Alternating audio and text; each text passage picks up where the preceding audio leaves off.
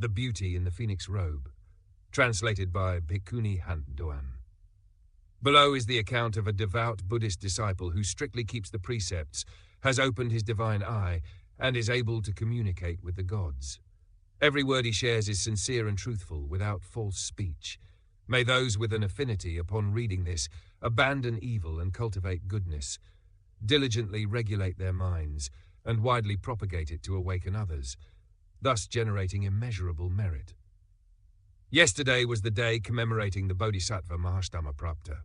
In the evening, as I was sitting in meditation as usual, I suddenly saw a deity approach me and say, "I am a celestial general in charge of overseeing the beings of the ghost realm in the human world, yet I often witness scenes of lustful men being seduced by these ghosts. Sometimes I see in the brightly lit places of entertainment many couples of young men and women sitting together, drinking alcohol and laughing happily.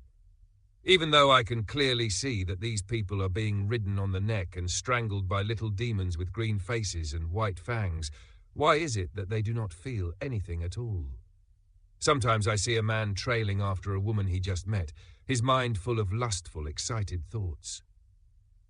I find this man exceedingly foolish, because he does not realize that the beautiful woman beside him is actually being manipulated by demons, leading him into depravity.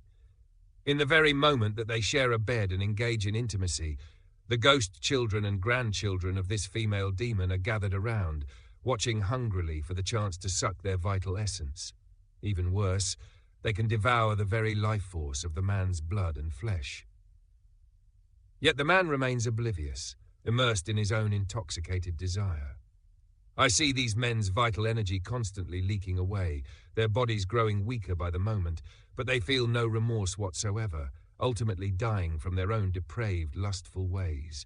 When the celestial general said this, his face grew somber, and he bowed his head with a deep sigh, revealing a look of great sorrow. I asked, "These demons are so brazen. Why don't you in the heavens control them?" He said, "It's not that we do not control them, but we only have the authority to punish those demons that roam about harming people indiscriminately. As for those who nurture lustful and deviant thoughts in their own hearts, they have already willingly chosen to follow the demons, essentially inviting and calling them in. Therefore, even though we may wish to help, we simply cannot save them. Most of these people are the clever and intelligent type, secular in their ways, believing themselves to be part of the educated, elite intellectual class. They only trust in science and do not believe in ghosts, spirits, or the laws of karma and rebirth. Unfortunately, they live far too recklessly and indulgently.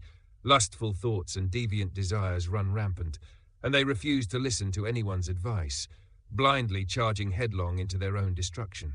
They do not realize that it is precisely the strength of their lustful cravings that draws in these essence-sucking ghosts. These demons lie in wait, lurking behind them, waiting for the moment these unmarried couples sink into their revelry. Then the demons freely drain their vital blood and spirit, causing the men to feel dizzy and disoriented, as if drugged into a stupor, losing all clarity and spending the entire night lost in endless indulgence, while the ghost children and grandchildren feast to their heart's content.